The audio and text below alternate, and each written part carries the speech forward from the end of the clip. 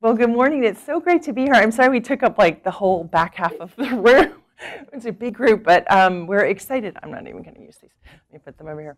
We're really excited to be here because the partnership with you all, and I do feel like we have been in partnership with you all kind of, even though we've never met, but the work with Adam's group and the space and the entity that you all are has had a phenomenal impact on the work that we are leading in the VA. And despite all of the challenges that the VA has been facing over the last 2 or so years, you know, I believe, and I left Duke to join the VA because I believe that the VA is, because it's such a large system and because it's such a holistic system, we do have the opportunity, I think, to drive a large transformation in healthcare that the nation's calling for that we couldn't do in individual institutions. So we are phenomenally thrilled to be working with your department through Adam and his team and through Pyre.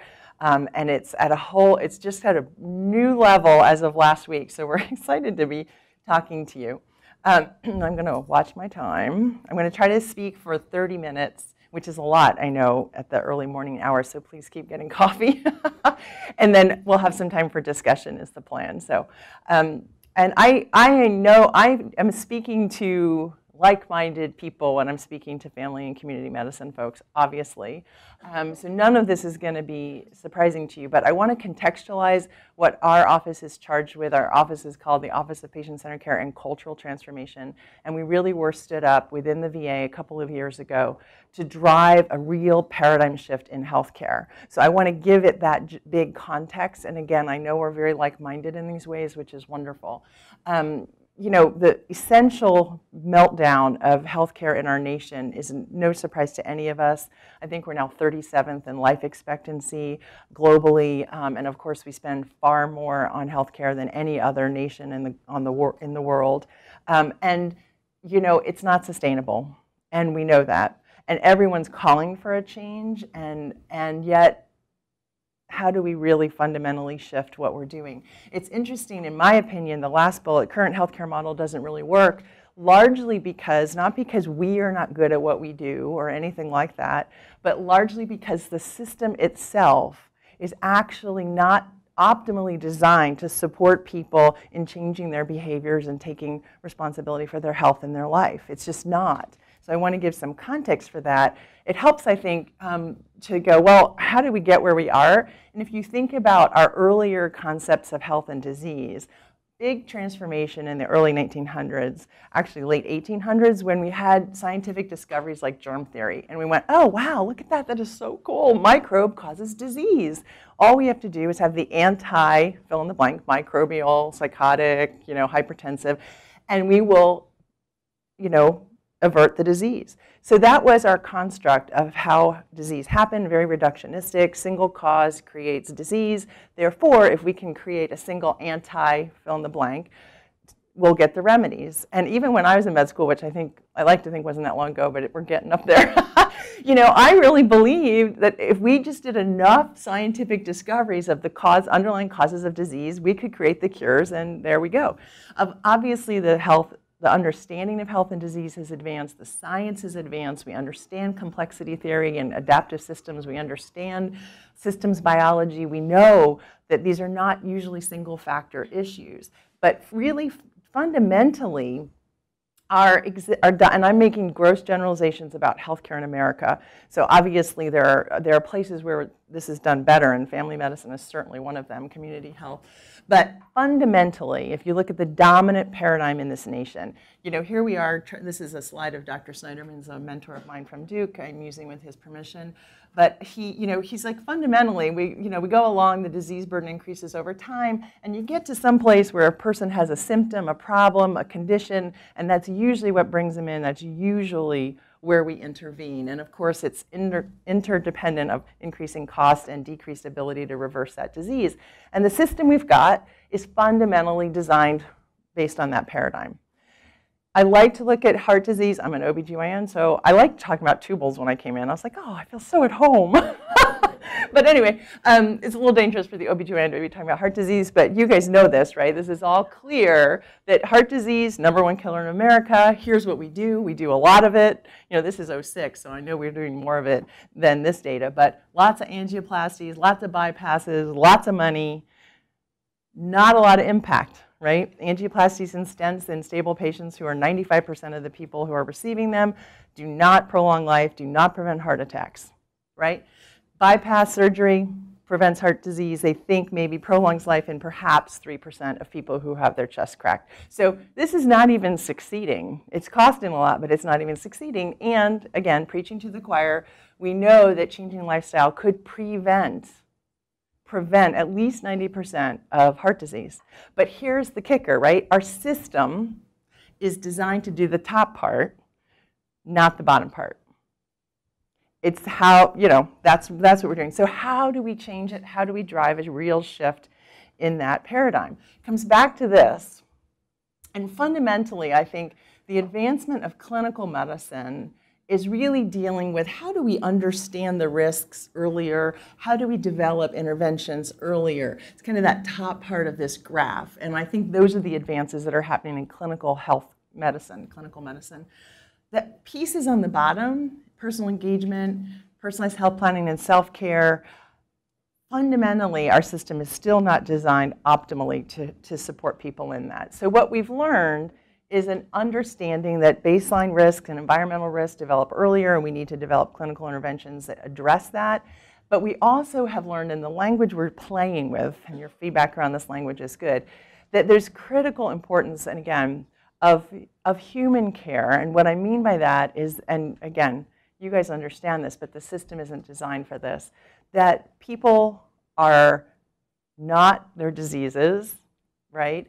And that if we don't begin the conversation and begin healthcare from a human perspective of who they are and what matters to them, those kinds of questions that typically, in my patient population, typically seem to rise at the time of a health crisis, like a cancer diagnosis, where people pull back and say, whoa, you know, what matters to me in my life? What do I really want my health for? And how many times do we have patients who say, you know, as horrible as that cancer diagnosis has been, it's the greatest blessing in my life. I mean, I think we all know people who have had that experience. And why is that? It's because they reorient their life around what really matters. And it's a much more fulfilling life for them, even if it's shorter or longer or whatever the case may be. So how do we wire that so we're not waiting until that health crisis? You know, I think that's a real opportunity for help. And what happens, of course, is if you can help people explore what really matters to them and hook their health and their health care to that, guess what? Now they're engaged. Now they're motivated. It's intrinsic motivation, not, oh, you should because your cholesterol's high and da-da-da-da. We know that doesn't work. We have tons of data that that doesn't work. But even doing a better job at motivating and inspiring people to optimize their own health and well-being isn't enough because you don't have the skill set to do it. You know, telling somebody to eat differently or exercise or lose weight or reduce their stress, we know in and of itself, even if people are motivated, they need the support to actually learn how to do that and the support to continue to practice that way. Now, the interesting thing is that these are not radical ideas. The IHI, I love, you know, I don't know if you guys have seen this. When I saw this a couple of months ago, I was shocked, not at the concepts of the IHI is advancing new rules for radical redesign, but the language, I loved it. I'm like, oh, happy dance, right? Because it's exactly what we're talking about. And I was surprised the degree to which the language is aligned, you know, co-producing health and well-being. You know, this is, again, completely in alignment with your work. Customizing to the individual, I was interested that they actually use the language guided by an understanding of what matters to the person in addition to what is the matter. Promoting well-being, focusing on outcomes that matter the most to people, appreciating that their health and happiness may not require health care. There you go. And creating joy in work. Of course, one of the things that we hear a lot with the courses and the teaching that your group is doing with us in the VA is, this is why I went into medicine. This is why I'm in healthcare. And to have that motivation is a great gift, and particularly in the VA, desperately needed. So the question is, okay, that's what we want to redesign. What does it actually look like? If you're going to create a system of healthcare to do those things, what does it look like? Because it's not just more of the same. It's interesting that everybody's calling for it. They're describing it the same way, fundamentally. Robert Wood Johnson, I won't read all this, 100 million healthier lives. Kaiser Permanente has now stood up a Center for Total Health. I'm like, oh, I guess they liked our whole health label. Sounds vaguely familiar. That's great. I mean, that is a sign of success, right? The Surgeon General, we're working with the Surgeon General's office now to launch a national campaign on emotional well-being. So these are not like, radical ideas. This is clearly being called for, but how do you design for it? So our word, as you've heard, is whole health. The way we define that is an approach to health that actually empowers and equips. And I think those are important words. Empowers the individual and equips the individual to take charge of their health and well-being and live their life to the fullest. So that's our one-liner. Dr. Shulkin, who's our Undersecretary for Health, has gone on record in the New England Journal that this is the future of VA healthcare. Notice it's Beyond the Crisis was the name of the article that he wrote. Because if all we do is fix the access crisis in the VA, then we haven't done much. I think we are definitely in a position to do far more than that. So the way this looks, human care designed to empower the person, plus self-care designed to equip the person, and clinical care. That we're kind of hanging those together with this concept of personal health planning, so that as an individual creates their own health plan, that it is an integrator for all of their care, whether it's in the community or the VA or within their gym or wherever it may be. The key thing of this, and the big thing that we've learned, kind of the aha for us as we have been modeling this and piloting this in different facilities around the nation, at least the big aha for me, is that initially we tried to take all of these concepts and shove them into the clinical care model. We said, okay, we get it, this is important. We got to talk to people about what matters to them. We want to motivate them. Blah, blah, blah. And our concept, because our construct was this circle, all right, let's push it into that circle. Well, all that did was create additional burden. Here's what it looked like in the VA. You guys will get a charge out of this. So people started catching on to oh, okay, we should be asking people what really matters to them. So somebody in a network mandated that every veteran be asked this question. So that's one thing about the VA. It's a little bit different than academic medicine. It's you can stand at the top and mandate things, and they're like, all right. So the people checking in, the clerks checking the patient in, it's okay, you're here to see the, okay, what really matters to you in your life? And then they check the box. I'm not what we were after, right?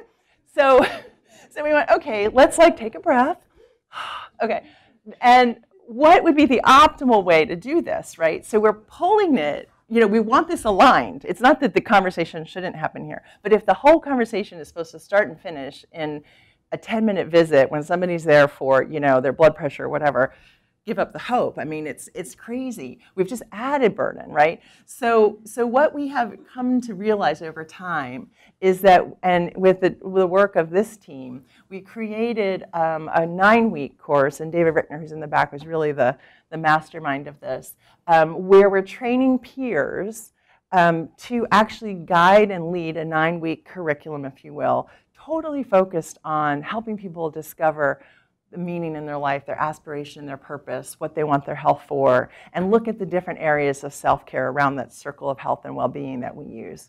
And to really do some self-reflection on, all right, this is what matters to me, this is what I want my health for, and here are the areas that I'm going to work on first to begin to address that. And that happens outside of the clinical environment and without clinicians, which makes a lot of sense, to be honest.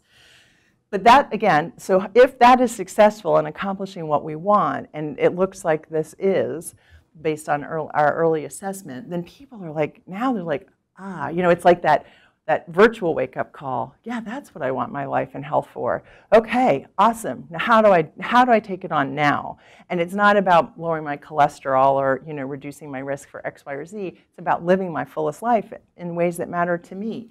That's a different intrinsic motivation. The concept then of having self-care programs, health and well-being programs that run in parallel with the clinical model, but not shoved into the clinical model, has been working very well for us. So, and I'll give you a couple of examples of that. But so the folks, this is not diagnostically based, the people that come to the integrative health and well-being centers. But what we're finding is the majority of veterans that are really engaged in this have chronic pain and are dealing with coming off of opioids and or mental health issues. So the other nice thing to point out is that these aren't just kind of people who are, I hate this term, worried well. I hate it because it's so derogatory, like there's an issue because you care about your health and wellness, but that's another talk. But you know, these are people who are really difficult to help, you know, and have a lot of challenges, and this has been a very effective model. Then when they're working with their clinicians and their clinical teams, they're like, we're in alignment, we're on the same page, we're moving forward together. And I will say that, just two quick stories, I love to tell stories, but I'll be quick. You know, I was talking to some folks about this approach, and one woman came up to me actually 2 or 3 months later, and she said, I was there, you know, I was at this talk that you were giving, and she said, I have a chronic condition. She didn't say what it was. I didn't ask, but she did give me permission to share her story. She said, I have a chronic condition. And she said, I have to see my physician every 3 weeks, my internist. And she said, I don't like doing it, you know, but I am she's a very high achiever. She said, I'm very compliant. I go, I show up, I do what he says. But I've never reflected on, as most of us haven't, what I really want my health for? Like, what is that most important thing to me? And she said, so I left that talk and I started reflecting on that. And she said, you know, I realized that in a couple of years I'm going to be 50. And I want to climb Mount Kilimanjaro. I really want to do this. And she said, so I got really psyched about that. And the next visit that I have with my physician, she said, I went in and he's like, okay, let's look at your labs. And she's like, no. That's a pretty assertive woman. You know, she's like, no, no, no. And he's like, excuse me? That's what we do. We look at your labs. We adjust your meds. You know, I don't. And she said, no, I don't want to look at my labs. I want to talk about how you can help me get to the top of Kilimanjaro. And he's like, excuse me? Now, kudos to this guy, whoever this doctor was of hers, because after a couple of goes at it, because he kept coming, no, really, let's no. He got it, right?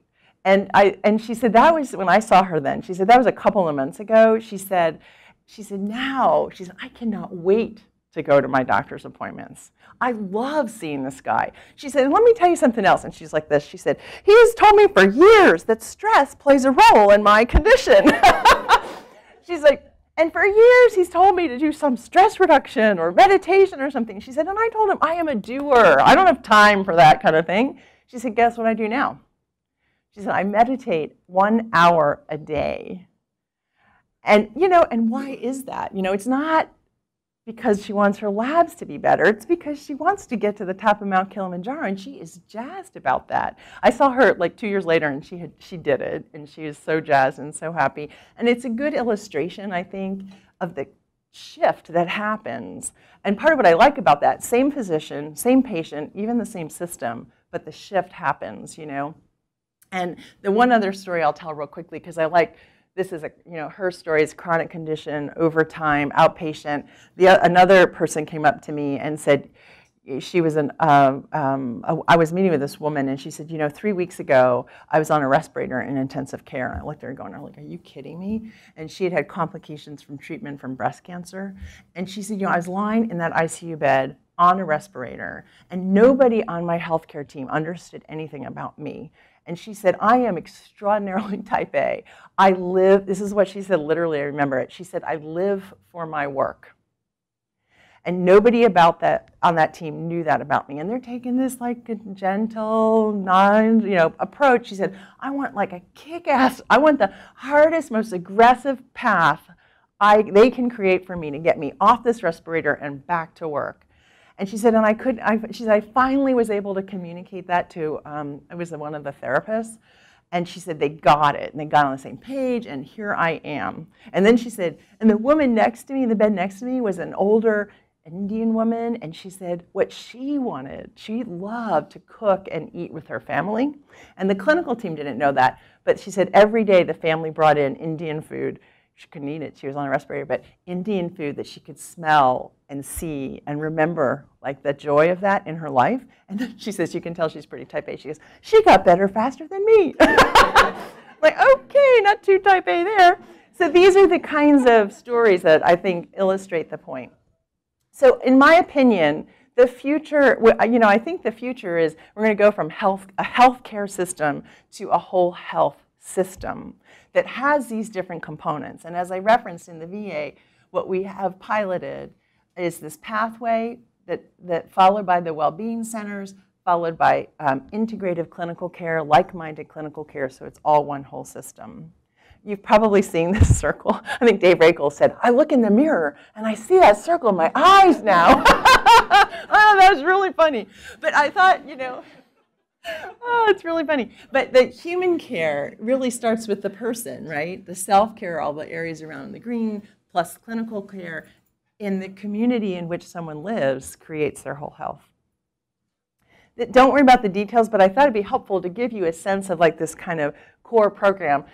People are in the VA, in the DC VA, which is one of our sites, they are introducing these concepts at new patient orientation, and that's at the start. And then veterans are given the option to join the 9-week program that we described that David Rickner is the creator of.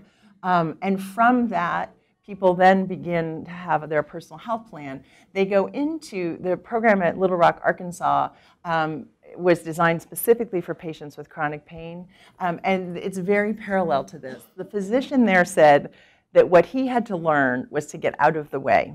So this whole process works. There are then groups focused on nutrition, mindfulness, recharging and sleep, and physical working your body, with then maintenance groups. And unless someone gets stuck and they're not having progress, they don't even have to see the physician. Now they're getting their clinical care in parallel, but this is working extraordinarily well.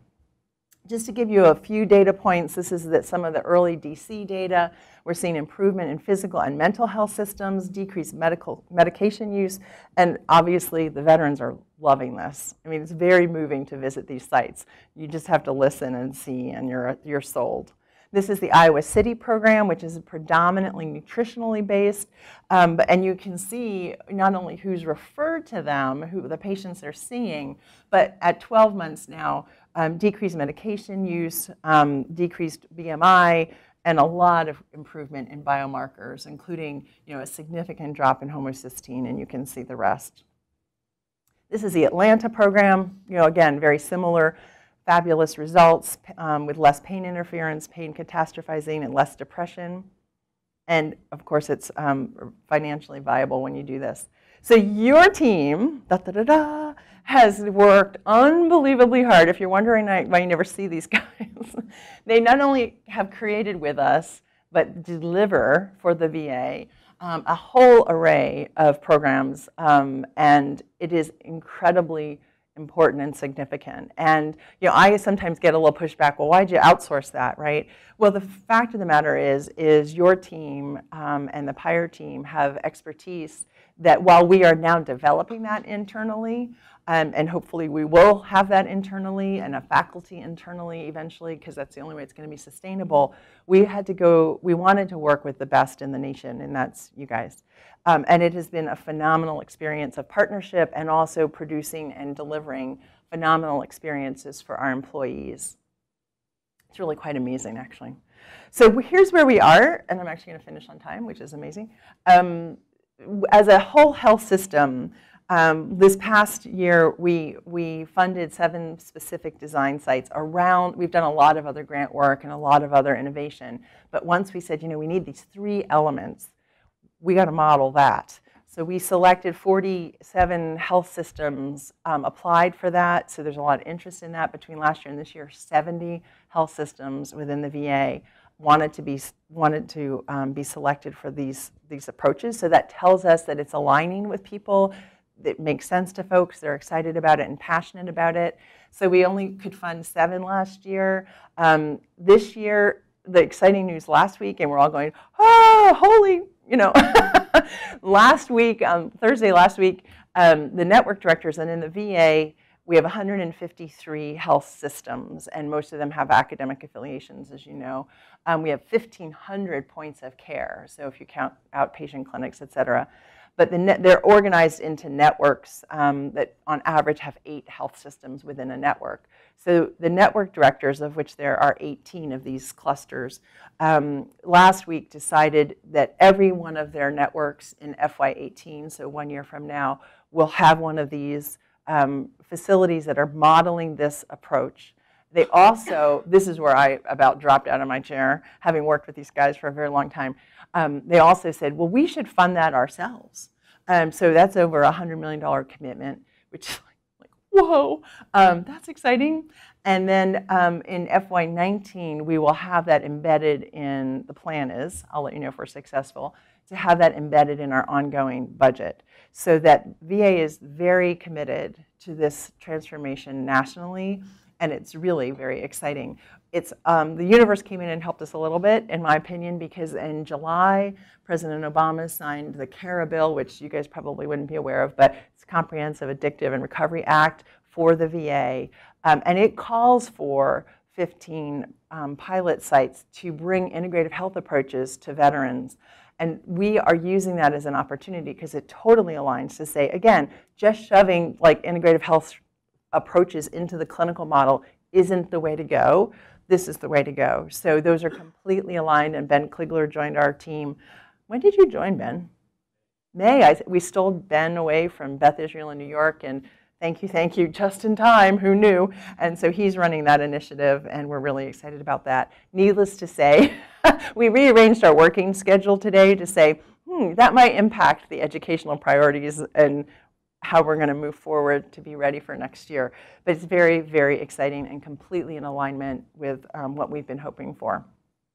Lots of opportunity in this, improving access because people don't have to get bottlenecked into primary care, and improving long-term access because we're having increased engagement and self-care, increasing coordination with the community, improving veteran satisfaction and loyalty, of course, and fundamentally, improving health outcomes and reducing costs. Oh, I did put a couple of these slides in because I'm finding it so interesting that not that some of the leading thought leaders and agencies around the nation are calling for more proactive approaches to care, but it's interesting to me that people are more rising more to the surface, this issue of living a meaningful life, right? So this is the IHI saying our working definition of health adapts the domains of the World Health Organization definition of complete mental, physical, social, and spiritual well-being, and recognizes that health is not merely the absence of disease, but the addition of confidence, skills, knowledge, and connection. So again, things that our current system aren't really designed to deliver, but this future system is. But most importantly, it is simply a means to an end, which is a joyful, meaningful life. Atul Gawande, I love him and his stuff. This quote is fabulous. We've been wrong about what our job is in medicine. I love that. Very direct. We think our job is to ensure health and survival, but really it is larger than that. It is to enable well-being, and well-being is about the reasons one wishes to be alive. Those reasons matter not just at the end of life or when disability comes, but all along the way. And my thoughts in closing are, I love to imagine a day when this is the job of healthcare, is actually to help people explore, discover, reconnect with their sense of meaning or aspiration or purpose, and then work together with people to optimize their health and well-being for that purpose. And oh, by the way, clinical outcomes get better, costs go down, and people live a more rich and fuller life. So that's my hope, and that's what I think the future of healthcare looks like, and the role that we are together playing in creating that future is pretty exciting to me. So there you go. I'm 1 minute over, Adam. That's pretty good for me.